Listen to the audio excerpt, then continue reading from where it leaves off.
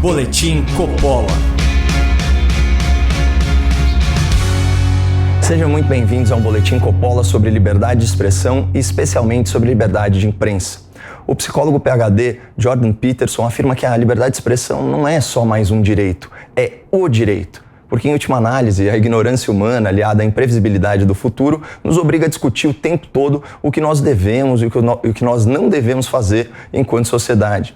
Eu gosto dessa definição do professor Peterson porque ela dá uma dimensão concreta para um direito que às vezes soa um pouco abstrato. E falando em trazer a discussão aqui para a nossa realidade, além de ser um tema fundamental para a democracia, a liberdade de expressão é um foco de profunda divergência entre Lula da Silva e Jair Bolsonaro, os dois pré-candidatos que lideram as pesquisas eleitorais no país. O posicionamento do atual presidente da República é muito claro. Ele defende uma imprensa livre, com menor dependência financeira do governo, sem regulamentação estatal, sem interferência editorial de assembleias de controle social e sem mecanismos de censura prévia de conteúdo na internet. Já o ex-presidente não é muito claro na sua proposta de regulamentação da mídia e da internet. Uma regulamentação que permita que a gente conduza a internet mais por bem do que por mal. Uma explosão de fake news, o senhor quer falar sobre isso? É a utilização dela para tudo que é sacanagem, para tudo que é podridão. Uma regulamentação que permita que a gente conduza a internet mais pro bem do que pro mal? E quem decide o que é o bem e o que é o mal? Um consórcio, uma assembleia, um comitê?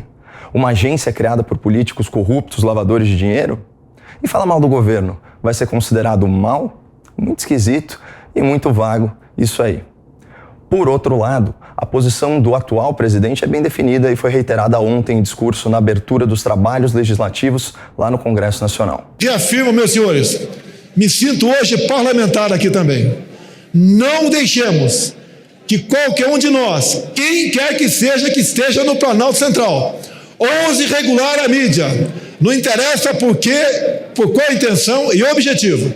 A nossa liberdade, a liberdade de imprensa, garantida em nossa Constituição, não pode ser violada ou arranhada por quem quer que seja nesse país. Como vocês perceberam, o presidente fez uma declaração enfática em defesa da liberdade de expressão e assumiu um compromisso público de oposição a projetos que proponham a regulamentação da mídia, especialmente da internet. O presidente também sinalizou que espera a mesma postura dos demais poderes, a saber, o legislativo e o judiciário.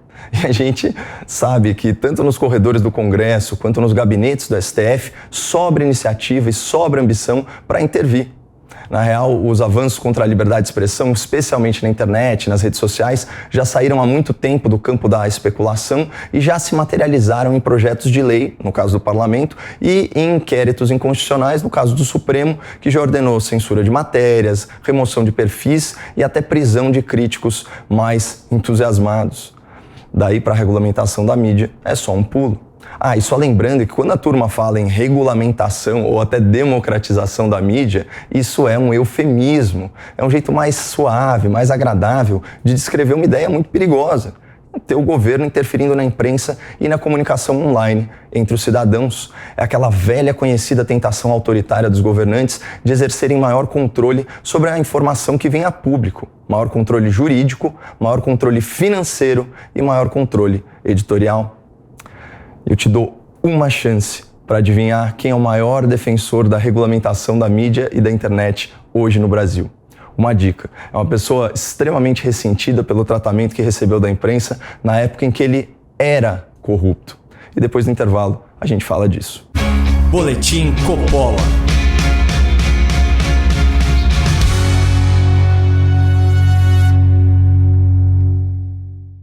O que você pensa sobre Bitcoin? Você acha que as criptomoedas são um investimento inteligente? Bom, essa é a sua opinião e você tem todo o direito a ela, mas contra fatos não há argumentos. O Bitcoin já superou o ouro e é o ativo que mais valorizou nos últimos 3 anos. E para comprar Bitcoin, eu uso a Coinext, marca premiada como a melhor exchange brasileira. Para investir em ativos digitais de maneira fácil e segura, acesse coinext.com.br/JP, abra sua conta e ganhe R$25 para experimentar a plataforma. Boletim Coppola. Sejam bem-vindos de volta a esse Boletim Coppola sobre a liberdade de imprensa e a diferença de abordagem sobre esse tema entre as candidaturas de Lula e Bolsonaro. Durante seu governo, Lula e o então ministro da Comunicação, o ex-guerrilheiro da Rede Globo, Franklin Martins, criaram um projeto que previa a criação de uma agência nacional para regular concessões de rádio e televisão. Era um calhamaço com quase 300 artigos e normas. Também veio do Lula aquela ideia esdrúxula, aquela proposta de criar um conselho para fiscalização da profissão de jornalista. Imagina o absurdo, determinar quem pode ou quem não pode se endereçar ao público para transmitir uma informação ou emitir uma opinião. Enfim, essas ideias de cunho intervencionista não prosperaram naquela época, mas hoje são uma prioridade declarada do Lula. O grande problema é que o Lula de 2022 é uma versão rancorosa e piorada do Lula de 2002, aquele que tentou expulsar do país um jornalista americano que escreveu sobre os hábitos alcoólicos do ex-presidente. Porque chamar de genocida pode, né? Chamar de bêbado, aí não. Tudo tem limite. Desde que se livrou da justiça e se tornou elegível pelas mãos do STF, Lula tem sinalizado a sua profunda insatisfação com a cobertura feita pela imprensa por ocasião dos crimes que ele cometeu. Isso de acordo com a Polícia Federal e com os tribunais. É meio bizarro, mas o Lula é um mentiroso tão convicto que ele parece se sentir genuinamente injustiçado por ter sido tratado como criminoso. Você sabe, 9 meses, quantas horas eu tive do Jornal Nacional contra mim? 13 horas. Em 9 meses eu tive 13 horas de Jornal Nacional contra mim. Eu tive 55 capas de revistas contra mim. Eu tive 989 editoriais de jornais contra mim, fora a primeira página, a segunda página, a terceira página, a quarta página, fora 90% dos programas de rádio. Inclusive esse aqui. Como vocês viram, é perceptível que o Lula carrega muitas cicatrizes e até algumas feridas abertas desde aquela época. E bem feito. O melhor jeito de não ser chamado de ladrão na rua é não ter roubado.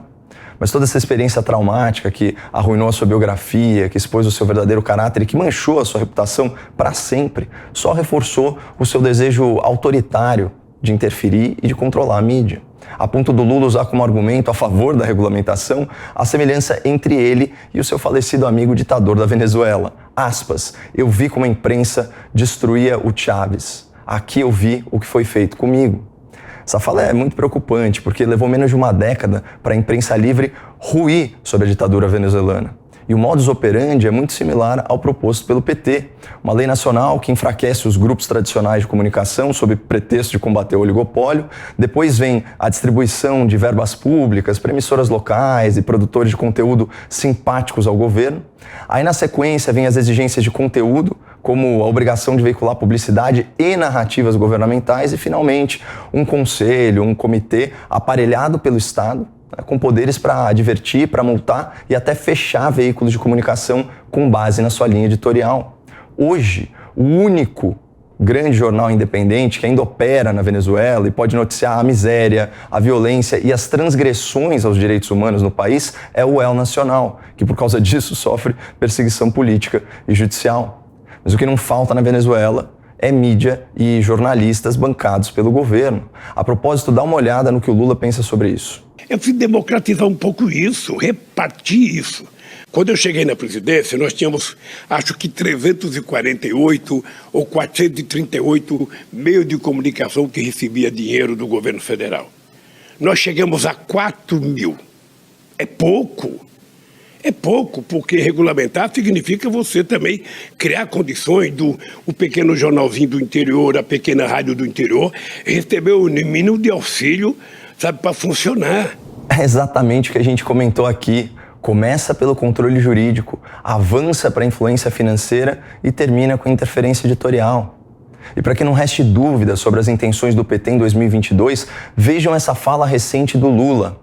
Aspas, nós vamos ter compromisso público de fazer um novo marco regulatório dos meios de comunicação e espero que os senadores e os deputados entendam que isso é necessário para a democracia.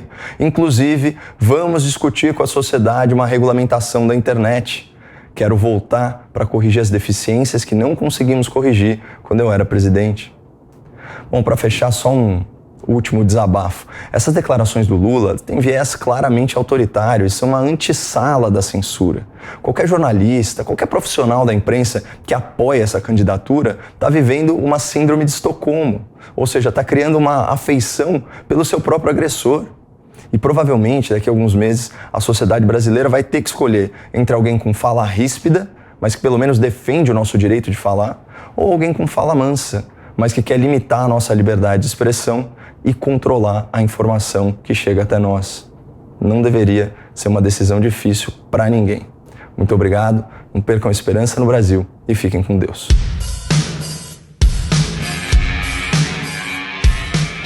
Realização Jovem Pan News.